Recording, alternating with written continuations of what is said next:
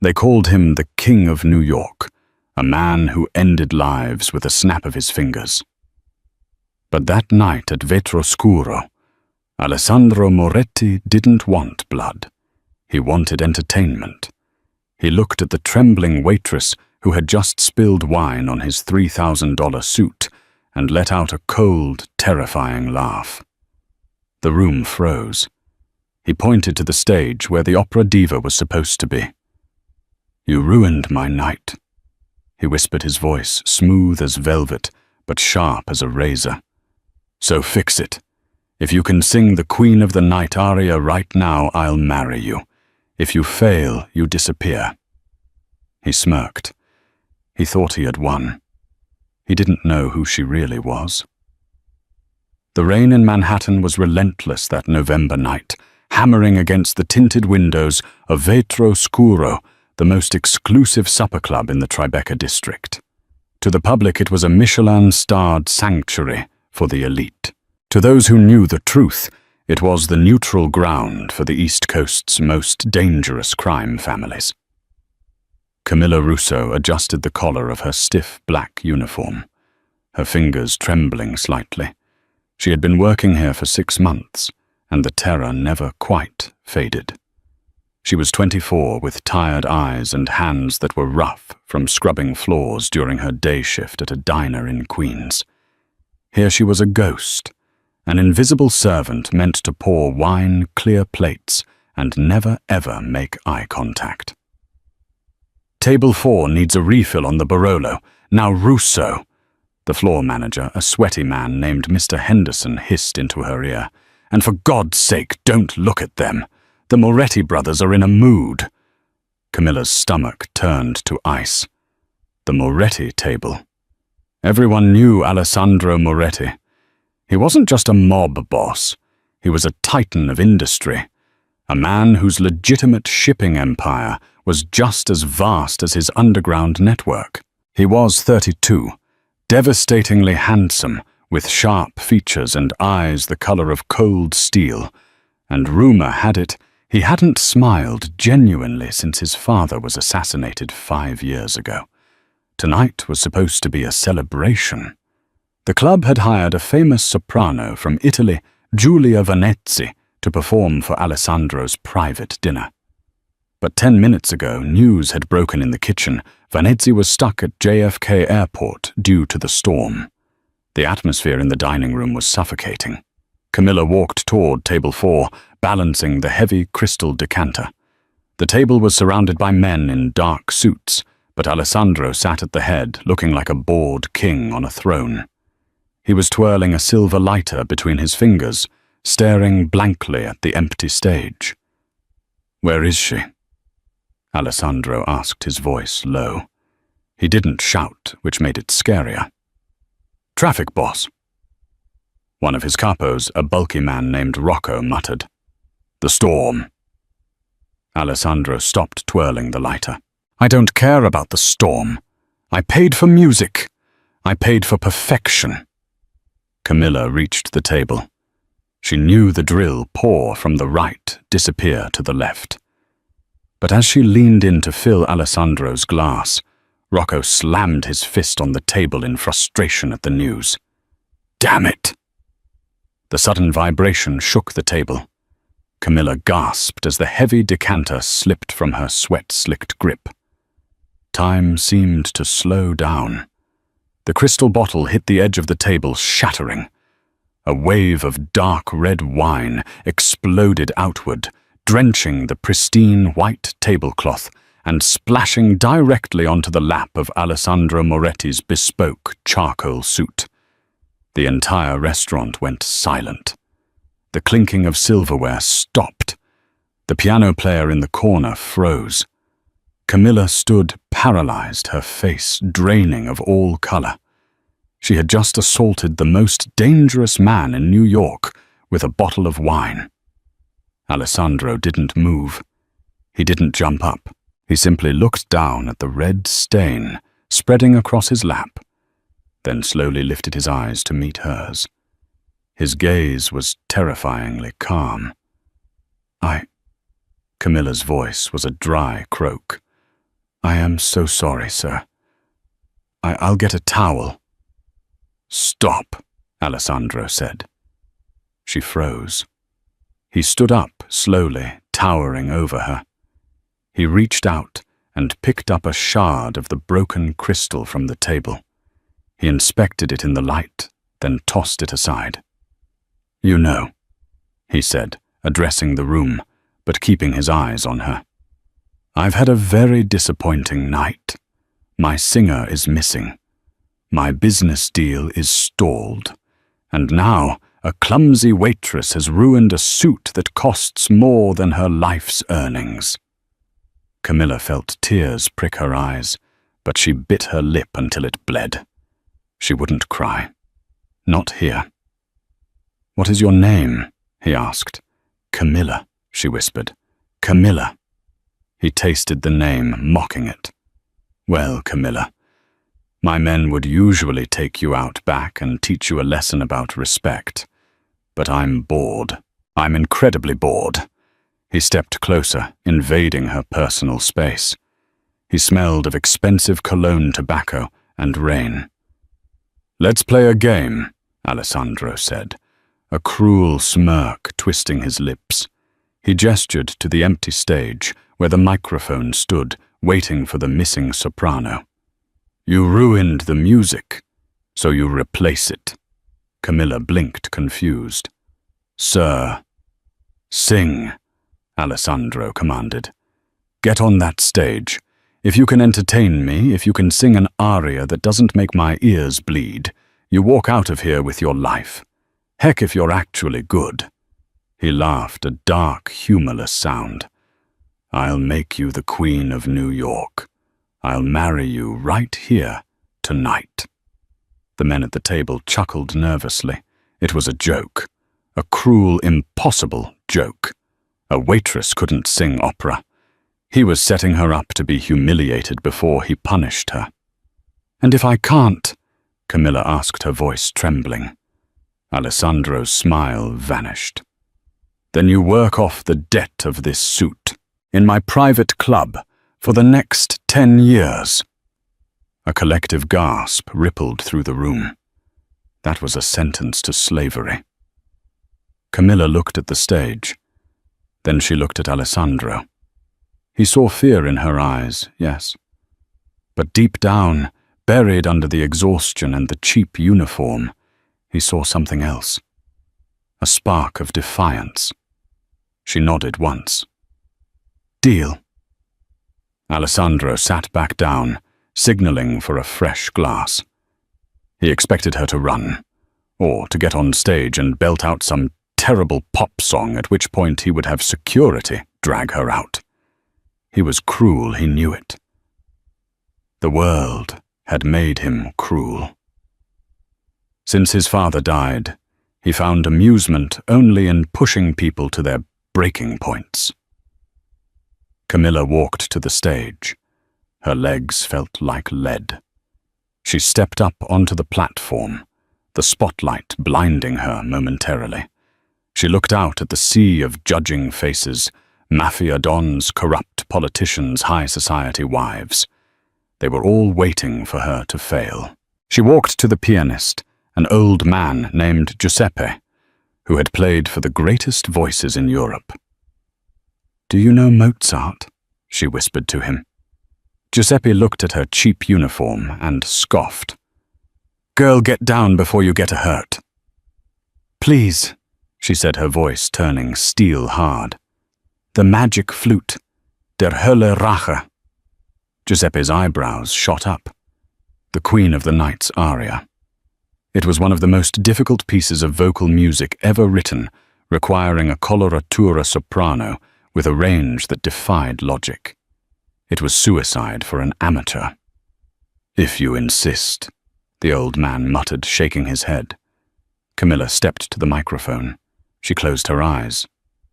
Don't think about the gangsters, she told herself. Think about Mum.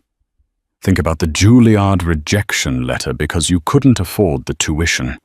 Think about the years of practice in the basement while Dad drank himself to death. She wasn't just a waitress.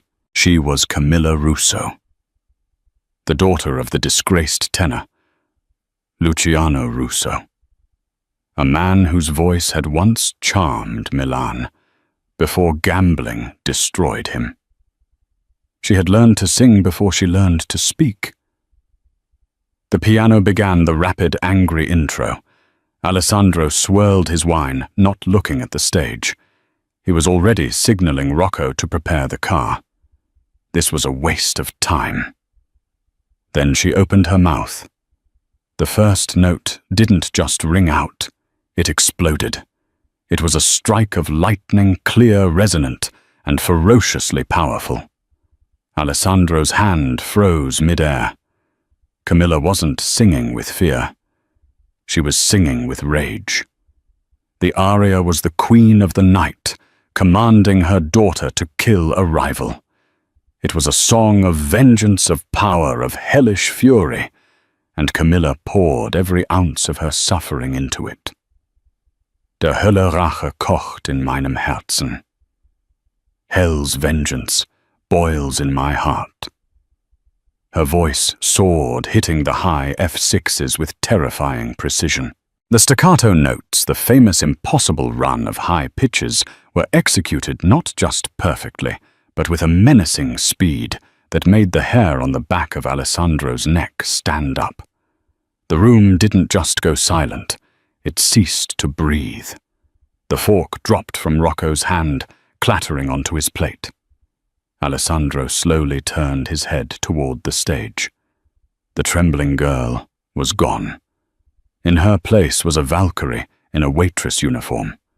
Her eyes were squeezed shut, her hands clenched into fists at her sides, her chest heaving as she navigated the treacherous vocal acrobatics. She wasn't looking for approval. She was declaring war on the world that had underestimated her. As she hit the final high resolving note, she held it. She held it longer than seemed humanly possible, the sound filling every corner of the club, vibrating the crystals in the chandeliers. When she finally cut the note off, the silence that followed was heavy, almost painful. Camilla opened her eyes, breathing hard, sweat trickling down her temple. She looked straight at Alessandro. For 10 seconds, no one moved. Then Alessandro Moretti stood up. He didn't smirk. He didn't laugh. He looked stunned. It was the first time in 5 years anyone had seen him look genuinely surprised. He began to clap. Slowly at first. Clap. Clap. Clap. Then the rest of the room followed the applause, swelling into a roar. Men were standing up. The old pianist Giuseppe was looking at her with tears in his eyes. Camilla stood frozen, the adrenaline crashing. She had done it. Alessandro walked toward the stage. The crowd parted for him like the Red Sea. He stopped at the edge of the platform and looked up at her. The arrogance was gone from his eyes, replaced by an intense, predatory curiosity. "You didn't tell me," Alessandro said, his voice carrying over the dying applause. "Tell you what?" Camilla asked, her voice shaking again, now that the music was over. "That you are a weapon," he said softly. He reached into his pocket and pulled out a ring. A heavy family signet ring, not a wedding band, but something far more significant in his world. It was the ring of his protection. He placed it on the stage floor, right in front of her shoes. "I am a man of my word, Camilla," he announced, turning to face his stunned associates. "I said if she could sing, I'd marry her." "Boss, surely you're joking," Rocco stammered from the table. "She's a waitress." Alessandro's eyes darkened. "She is no waitress. Not anymore." He turned back to Camilla and extended his hand. "Come down, Tesoro. The night is young and we have a wedding to plan." Camilla stared at his hand. She knew she should run. This man was dangerous. Marrying him was insane. But looking at the ring, and then at the manager, Mr. Henderson, who was cowering in the corner, she realized something. If she took his hand, she would never have to scrub a floor again. If she took his hand, she entered the fire. She looked at Alessandro Moretti, the wolf of New York. "I don't want to marry you," she said, her voice clear. The room gasped again. "You didn't say no to Alessandro Moretti." Alessandro raised an eyebrow, a challenge lighting up his gaze. "Oh, you prefer the debt? No," Camilla said, stepping down from the stage, ignoring his hand and standing toe-to-toe with him. "You made a bet. I won. I don't want marriage. I want a favor." Alessandro leaned in his lips, brushing her ear. "Careful, little bird. You're negotiating with the devil now. What is this favor?" "My father," she whispered. "Luciano Russo. He didn't die of alcohol. He was murdered. By someone in this room." Alessandro pulled back, his eyes narrowing. The playful atmosphere evaporated instantly. The air grew cold. "Luciano Russo was your father?" Alessandro asked, his voice devoid of emotion. "Yes," Camilla replied. "And I want the name of the man who killed him." Alessandro stared at her for a long moment. Then a slow, genuine smile spread across his face. It wasn't the cruel smirk from before. It was the smile of a predator who had finally found a partner worthy of the hunt.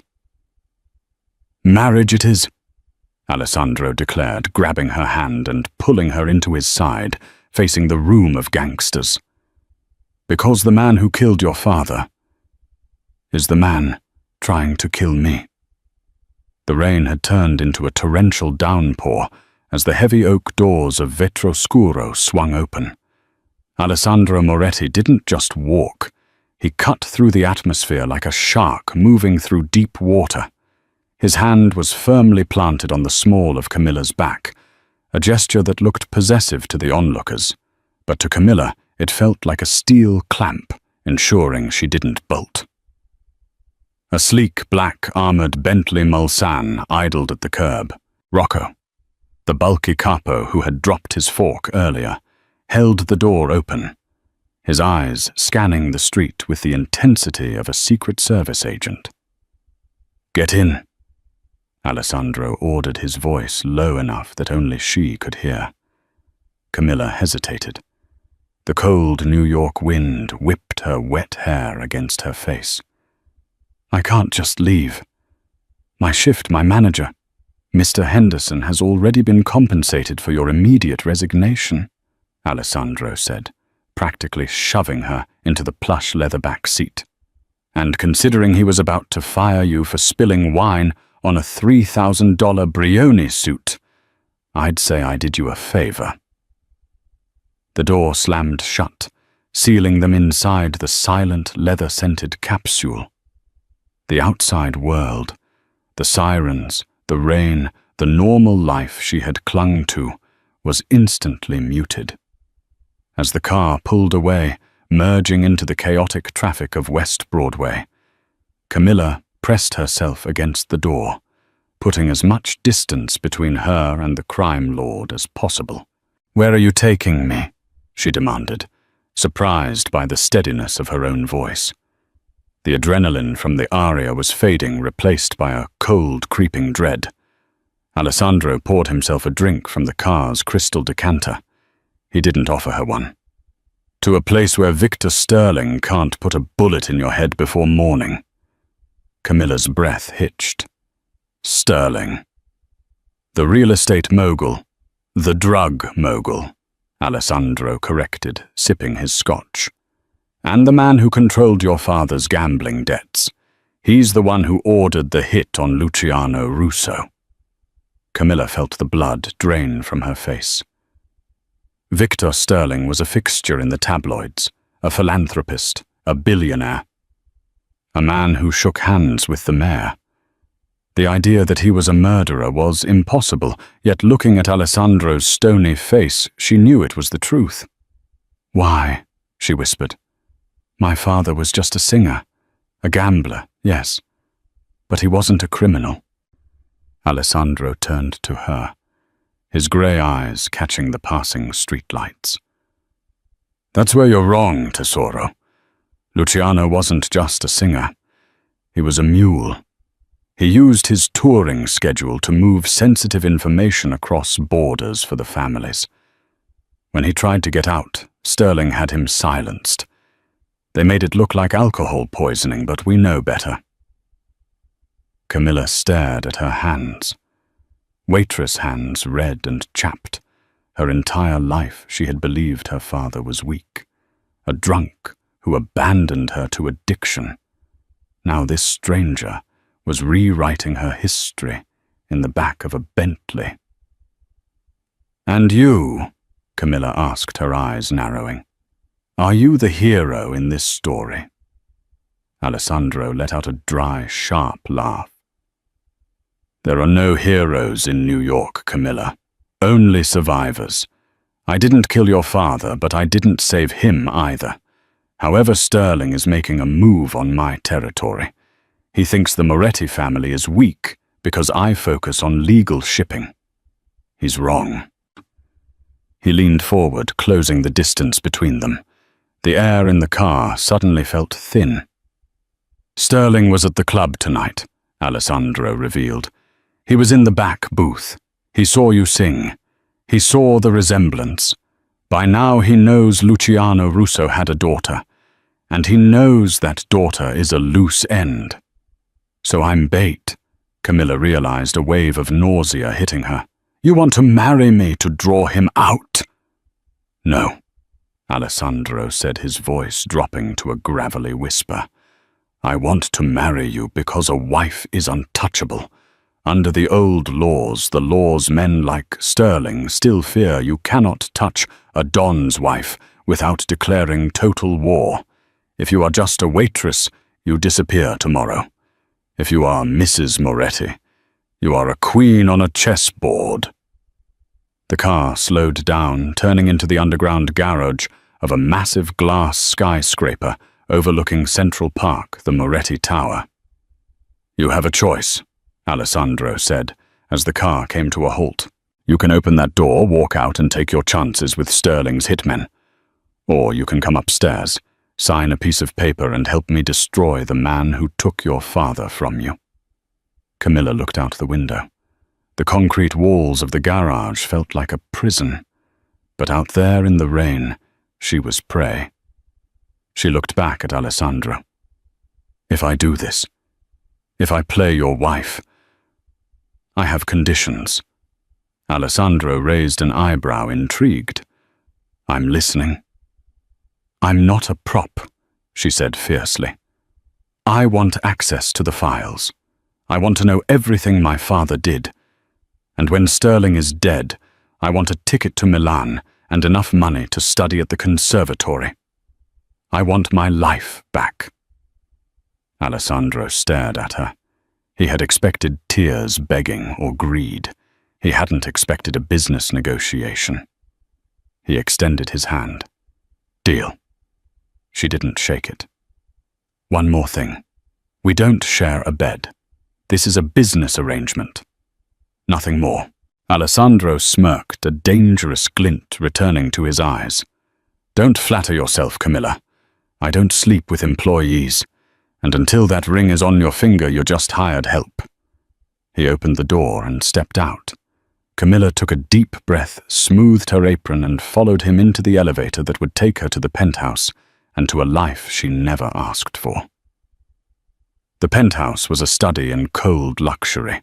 Floor-to-ceiling windows offered a panoramic view of the Manhattan skyline, but the furniture was sparse, modern, and uninviting. It was the home of a man who didn't plan on staying long, or who didn't know how to live. "Rocco will show you to the guest wing," Alessandro said, loosening his tie as he walked toward a mahogany desk. "Clothes will be delivered in the morning. We announce the engagement tomorrow night, at the Met Gala. Tomorrow? Camilla gasped. That's too soon. I don't have anything to wear. I don't know how to act in that world. You acted just fine on stage, Alessandro said without looking back. You're an actress, Camilla. You played the role of a waitress for years. Now play the role of a woman in love. Your life depends on it. As Camilla followed Rocco down the long, silent hallway, she realized the truth. She hadn't just agreed to a marriage. She had agreed to a performance. And this time there were no rehearsals. The preparation for the Metropolitan Museum of Art's annual gala was less like a makeover and more like a military operation. At 6:00 a.m., a team of 3 stylists arrived at the penthouse. They didn't speak English. They spoke in rapid-fire French, measuring Camilla's waist, critiquing her skin, and pulling at her hair. There were no mirrors in the dressing room they set up. Alessandro had ordered them removed. You will see the final product when I do, he had said over his morning espresso reading the Wall Street Journal, as if he hadn't just kidnapped a waitress. By 7:00 p.m., Camilla felt like a doll that had been painted and varnished. When she finally walked out into the main living area, the room went quiet. Even Rocco, who was polishing a handgun by the wet bar, stopped what he was doing. She was wearing a gown of deep blood-red velvet. It was strapless, hugging her curves with scandalous precision before cascading into a dramatic train. Around her neck sat a diamond necklace that looked heavy enough to sink a ship, the Moretti family heirloom. Her dark hair was swept up in an intricate chignon, exposing the long, elegant line of her neck. She didn't look like Camilla from Queens anymore. She looked like dangerous royalty. Alessandro was waiting by the window, dressed in a tuxedo that fit him like a second skin.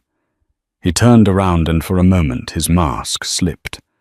His eyes widened slightly, traveling from the hem of her dress up to her eyes. Red. He noted his voice rougher than usual. A bold choice. You chose it, Camilla reminded him. I chose it because it's the color of war, Alessandro said, regaining his composure.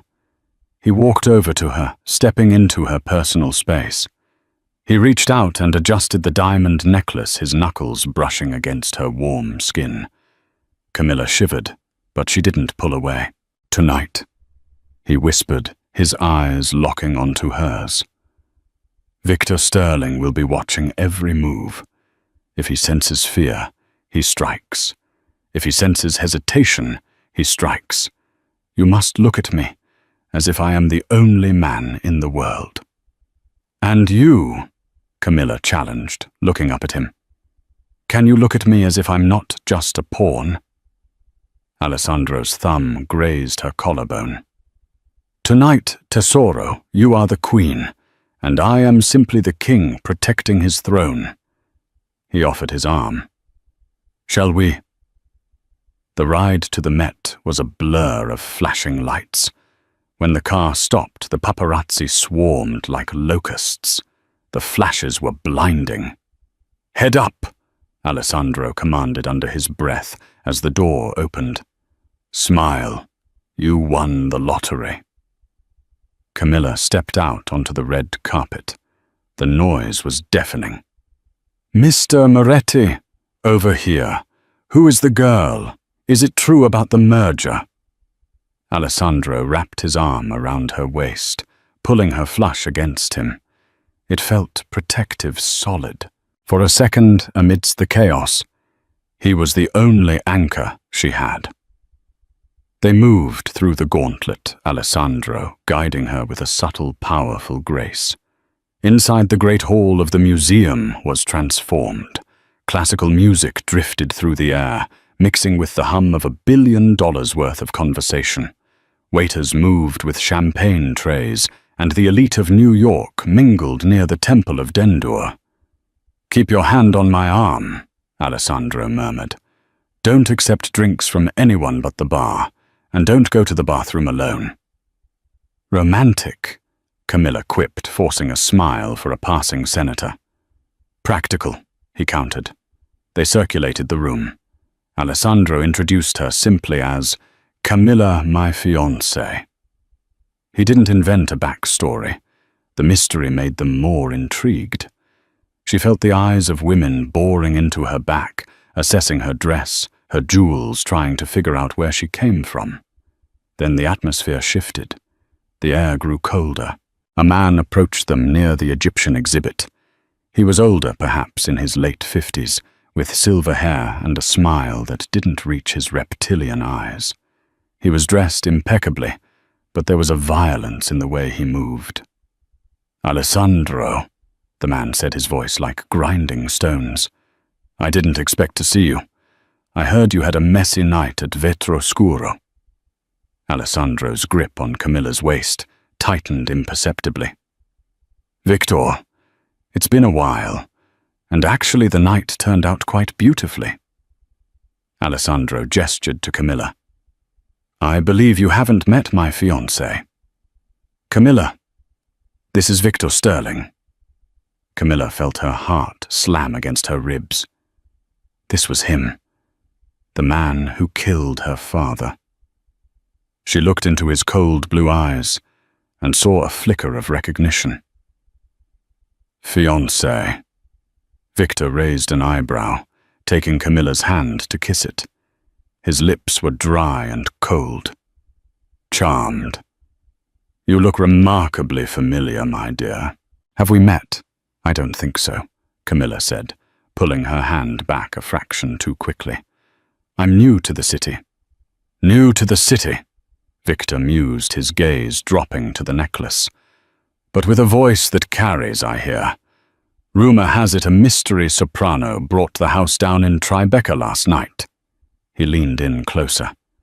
"You have the look of the Russos. The eyes." Camilla froze. "Victor," Alessandro interjected, his voice sharp as a blade. "The music is starting, if you'll excuse us." "Of course," Victor smiled, stepping back. "But be careful, Alessandro. Pretty things are so fragile. It would be a shame if she broke." Alessandro didn't respond. He swept Camilla onto the dance floor. The orchestra began a waltz. "He knows," Camilla whispered, her legs trembling as Alessandro pulled her into the dance. "He knows who I am." "He suspects," Alessandro corrected, spinning her around so her back was to Victor. "But he can't touch you here. Not in front of 500 witnesses." "He threatened me," she hissed. "He threatened us," Alessandro said. He looked down at her. "Listen to me, Camilla. Sterling is trying to rattle you. Don't let him. Look at me." She looked up. His face was intense, focused solely on her. For a moment, the room faded away. They moved in perfect synchronization. He was a surprisingly good dancer, strong laid fluid movements. "My father," Camilla said softly. "Did he owe Sterling money?" "Millions," Alessandro answered honestly, spinning her again. "But Sterling didn't kill him for the money. He killed him because Luciano found out about a shipment of human cargo. Girls. Sterling isn't just drugs, Camilla. He's a trafficker." Camilla missed a step. Alessandro caught her instantly, holding her up so she didn't fall. "My father tried to stop it," she asked, hope blooming in her chest. "He tried to go to the police," Alessandro said. "That's why he died." Tears welled in her eyes. Her father wasn't a villain. He was a martyr. "Why didn't you tell me?" "Because you needed to hate the world to survive tonight," Alessandro said. "Anger is a better shield than grief." The music swelled to a crescendo. Alessandro dipped her low, her red dress fanning out across the floor. It was a picture-perfect moment. The cameras flashed from the balcony. As he pulled her back up, their faces were inches apart. The chemistry was undeniable, fueled by danger and adrenaline. For a second, Camilla forgot it was an act. She looked at his lips, wondering. "Boss," a voice crackled in Alessandro's earpiece. It was Rocco. Alessandro stiffened. He stopped dancing abruptly. "What is it?" Camilla asked, sensing the change. "We have to go," Alessandro said, his voice ice cold. "Now." "Why? What's happening?" Alessandro grabbed her hand, dragging her toward the exit, ignoring the confused looks of the other guests. "Rocco found a device on the car," Alessandro whispered as they pushed through the heavy doors into the cool night air. "And the brakes on the backup SUV have been cut." They were on the sidewalk now. The valet was nowhere to be seen. The street was strangely empty of taxis. "Sterling moves fast," Alessandro muttered, reaching inside his tuxedo jacket and unholstering a sleek black pistol. Camilla gasped. "Here, at the Met. It's the perfect distraction," Alessandro said, scanning the rooftops. Suddenly, a motorcycle engine roared to life down the block. Then another, and another. 3 bikes riders clad in black sped toward them, weaving through the parked limousines. "Get down," Alessandro roared. He shoved Camilla behind a concrete pillar just as the first gunshot rang out, shattering the glass display case behind them. The opera was over. The war had begun. The chaos outside the Met was absolute. The pop of gunfire was distinct, cutting through the screams of the scattering socialites. Alessandro moved with terrifying efficiency. He didn't panic. He calculated. He shoved Camilla behind the thick concrete pillar, shielding her body with his own, as bullets chipped away the stone inches from his head. "Stay down," he barked, firing 2 controlled shots into the darkness. One of the motorcycle riders skidded the bike, crashing into a parked limousine in a shower of sparks. "Alessandro!" Camilla screamed as she saw a bloom of red expand on the white sleeve of his tuxedo shirt.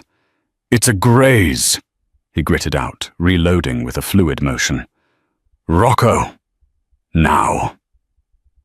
A heavy black SUV screeched around the corner, mounting the curb and scattering a row of paparazzi.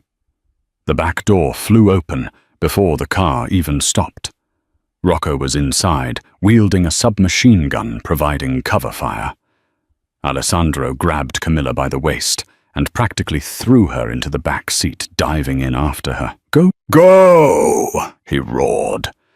The SUV peeled away tires, smoking just as the remaining motorcyclists opened fire on the rear window. The bulletproof glass spiderwebbed but held. Inside, the silence was sudden and heavy, broken only by the roar of the engine and Camilla's frantic breathing. She looked at Alessandro. He was leaning back against the leather seat, his face pale, sweat beading on his forehead. His left arm was soaked in blood. "You're shot," she whispered, her hands hovering over the wound. "I've had worse," Alessandro muttered, closing his eyes.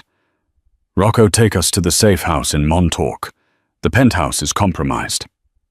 "Boss, you need a doctor," Rocco argued from the front seat, his eyes glued to the rearview mirror. "No hospitals," Alessandro snapped. "Sterling will have eyes there.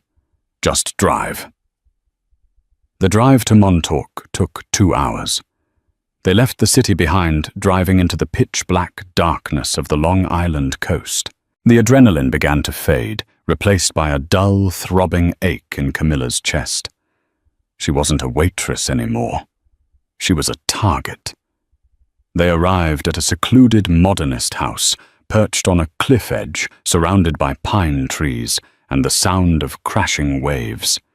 It was a fortress disguised as a beach house. Once inside, Rocco secured the perimeter, while Alessandro collapsed onto a leather sofa in the living room. Camilla didn't wait for instructions. She ran to the kitchen, found the first aid kit under the sink, where she instinctively knew it would be in a house like this, and grabbed a bottle of vodka from the bar. "This is going to hurt," she said, kneeling beside him and cutting away his ruined tuxedo jacket with a pair of scissors. Alessandro watched her through half-lidded eyes. "You have steady hands." "I used to patch up my dad when he came home from card games," she said quietly, pouring vodka over the wound. Alessandro hissed in pain, his jaw clenching, but he didn't pull away. The bullet had torn a furrow through his bicep, messy but not fatal. As Camilla worked, stitching the skin with the precision of a seamstress, the dynamic between them shifted. The power imbalance dissolved. Here, with blood on her hands and fear in her heart, she was his equal. "Why didn't you leave me?" Alessandro asked softly, watching her face. "In the confusion, you could have run." Camilla tied off the bandage and looked up at him.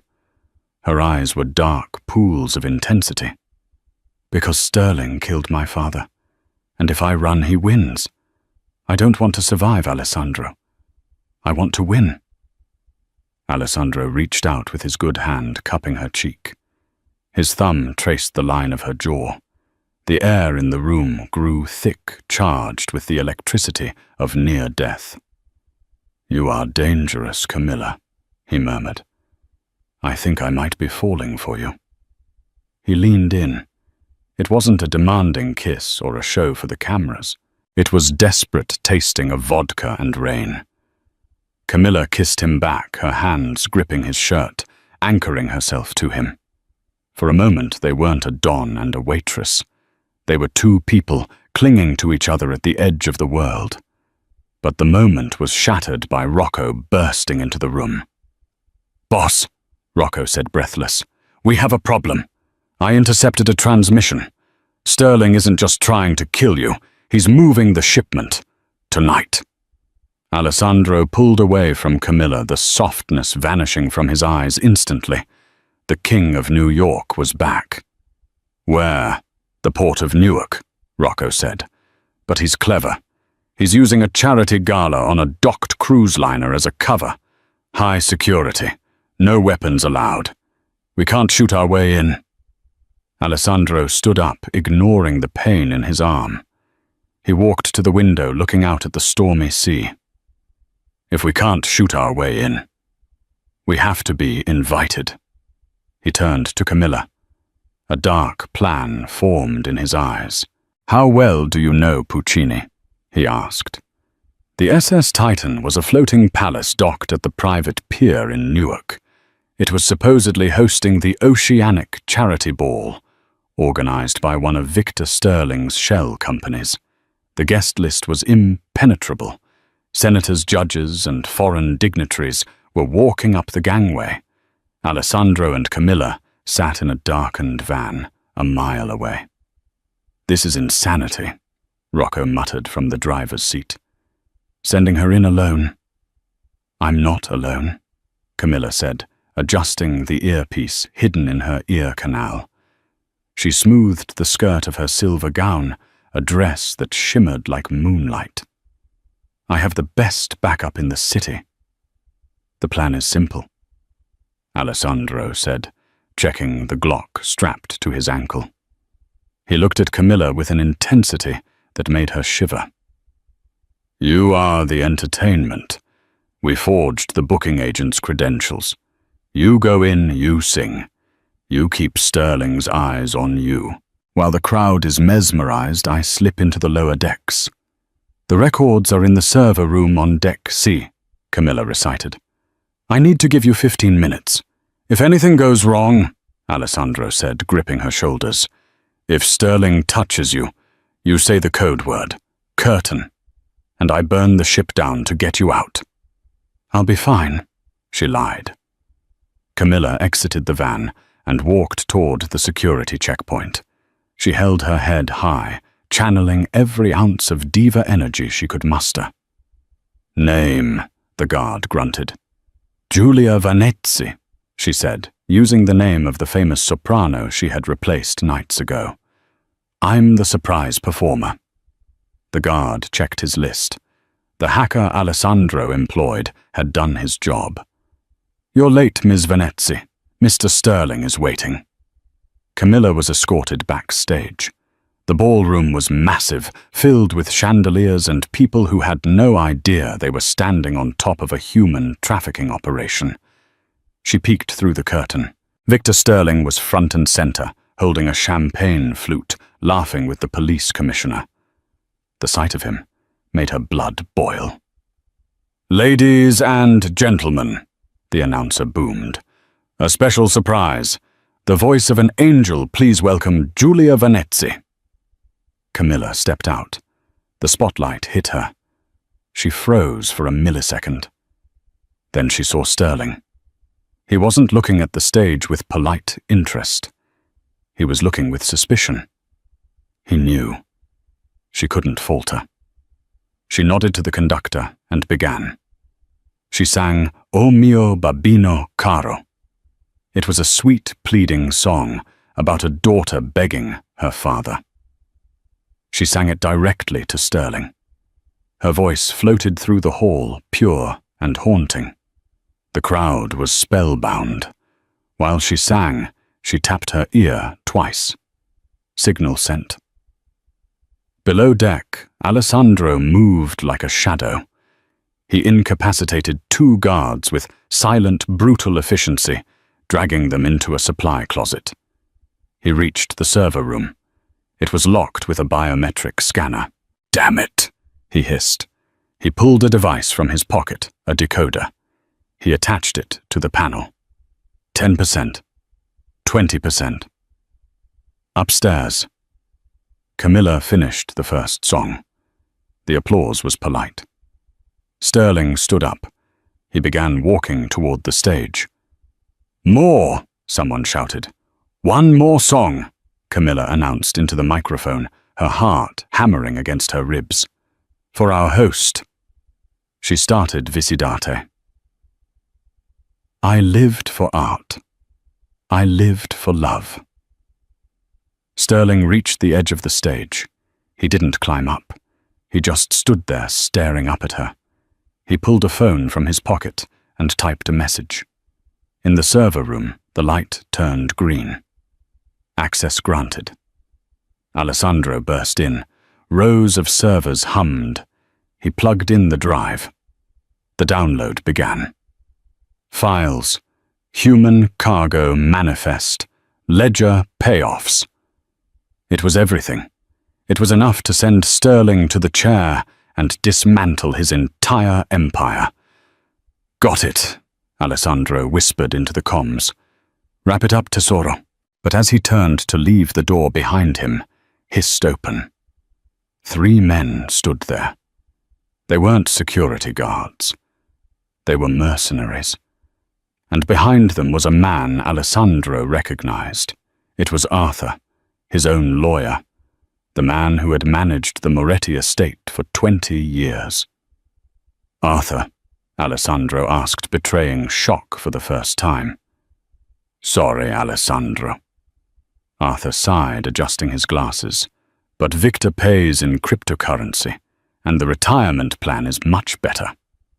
Alessandro went for his gun, but he was too slow. A taser prong hit him in the chest. His world went white, then black. Upstairs, Camilla's earpiece crackled with static. "Alessandro," she whispered mid-breath. Silence. "Alessandro." Sterling smiled at her from the foot of the stage. He raised his glass in a mock toast. Then he drew a finger across his throat. Camilla stopped singing. The orchestra faltered. The room went silent. 2 guards stepped out from the wings, grabbing her arms. "Ladies and gentlemen," Sterling announced smoothly to the confused crowd. "It seems our performer is feeling unwell. Let's give her a hand as she exits." As she was dragged off stage, kicking and screaming, the applause drowned out her cries. Camilla hit the cold steel floor of the cargo hold, hard, the air knocked from her lungs. The smell of diesel and stale seawater filled her nose. Above her, The industrial hum of the ship's engines vibrated through the metal plates, a reminder that they were moving further away from salvation with every second. "Comfortable tesoro," Victor Sterling sneered. She scrambled up, gasping. Sterling stood under the harsh halogen lights, swirling a glass of scotch, looking infuriatingly calm. Behind him, Arthur Alessandro's trusted lawyer for 20 years avoided her gaze, tapping away at a tablet console. "You traitor," Alessandro growled. Camilla spun around. Alessandro was bound to a heavy steel chair in the center of the room. His face was bruised blood, dripping from a cut on his forehead, but his eyes were blazing with a terrifying, cold fury. "It's just business, Alessandro," Arthur muttered, sweating. "Victor offered me a retirement. You offered me hard work." "Enough," Sterling interrupted. He walked to a massive red shipping container in the shadows and threw the latch open. Camilla stifled a sob. Inside, huddled in the dark, were dozens of terrified young women. "This is the cargo," Sterling said coldly. "Tonight they go to the highest bidders in Eastern Europe, and you two." He pulled a gold-plated pistol from his jacket. "You are just loose ends." He pressed the muzzle of the gun against Alessandro's temple. "But I'm a man of culture." Sterling smiled cruelly. "I feel cheated. I promised my guests a show. So Camilla, sing a requiem for your lover. If you bore me, I pull the trigger. If you stop, I pull the trigger." Alessandro's eyes locked onto hers. "Don't give up," they said. Camilla's mind raced. She scanned the room. Metal walls, echoing acoustics. And there, right next to Arthur, was a stack of industrial concert speakers used for ship announcements. The wireless receiver light was blinking green. She didn't have a weapon, but she had her voice. "Okay," she whispered, feigning defeat. "I'll sing. Just let me have the microphone." Sterling nodded to Arthur, who handed her the wireless mic. Camilla gripped it tight. She walked to the center of the room, positioning herself so the speakers were directly behind the villains. She looked at Alessandro. "Be ready." She rolled the volume dial on the microphone pack to the absolute maximum. She didn't sing a melody. She drew a massive breath and unleashed a scream, a high-pitched operatic shriek aimed right at the system's resonant frequency. "Screech!" The feedback loop was instantaneous and devastating. The speakers exploded with a howl of electronic noise that felt like a physical punch. Arthur dropped to his knees, clutching his bleeding ears. The guards staggered back, disoriented by the sonic assault. Even Sterling flinched instinctively, pulling the gun away from Alessandro's head to cover his ears. That split second was all Alessandro needed. He threw his body weight backward, tipping the heavy steel chair and smashing it against the floor. With a roar of adrenaline, he snapped the weakened wooden backrest. He was free. He launched himself at Sterling like a wolf. They crashed into the metal wall. Sterling's gun skittered across the floor. A guard recovered and raised his rifle. "No!" Camilla screamed, hurling the heavy microphone at his head. It struck him square in the forehead, ruining his aim. The bullets sparked harmlessly off the ceiling. Alessandro dove for the loose golden pistol. Sterling scrambled for a knife in his boot. Bang! The shot rang out, finalizing the silence. Victor Sterling froze a look of genuine shock on his face. He slumped forward, a single bullet hole in his chest. The king of the underworld was dead. Alessandro stood up, chest heaving. He walked over to Arthur, who was crawling toward the exit, and kicked him hard in the ribs, flipping him over. "Please," Arthur begged. "I had no choice." "We always have a choice," Alessandro spat. Rocco will deal with you." Alessandro turned to Camilla. She was shaking, the adrenaline crashing hard. He crossed the room in 2 strides and pulled her into a crushing embrace, burying his face in her hair. "You crazy, brilliant woman," he breathed. "You nearly blew my eardrums out." "Better than your brains," she sobbed, holding him tight. Alessandro looked at the open container where the girls were beginning to emerge into the light. He touched the USB drive in his pocket, the evidence that would clean up the city. "The opera is over, tesoro," he whispered, kissing her forehead. "Let's go home." Well, 6 months later. The wedding didn't happen in a church. It happened on the stage of the Metropolitan Opera House. The auditorium was packed with the city's elite, but the front row was reserved for the family, including a tearful Rocco and the young women from the container now free and safe. Camilla walked down the aisle in a gown of white silk that moved like water. She wore no diamonds, only her father's simple silver locket. Alessandro stood at the altar, the bruises long gone, looking at her, as if she were the only person in the world. When the priest asked for their vows, the hall went silent. "Do you take this man?" Camilla looked at the man who had kidnapped her, protected her, and fought a war for her. She smiled, that familiar spark of defiance in her eyes. "I'll marry him," she declared, her voice projecting clearly to the back row, without a microphone. "But he still owes me a new uniform." The crowd erupted in laughter. Alessandro threw his head back and laughed, a sound of pure joy. He kissed his bride, and the orchestra didn't play a traditional march. At Camilla's request, they swelled into the victorious finale of the magic flute. The waitress had become the queen. The beast had found his melody. And in a city of noise, they had finally found their perfect harmony. And that is the dramatic conclusion to "If you can sing this opera aria, I'll marry you."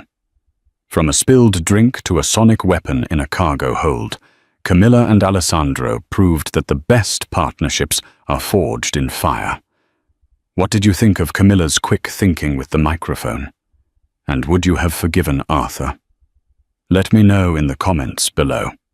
If you enjoyed this story, please hit that like button, share it with your friends, and subscribe to the channel for more romance and drama. Thanks for watching, and see you in the next video.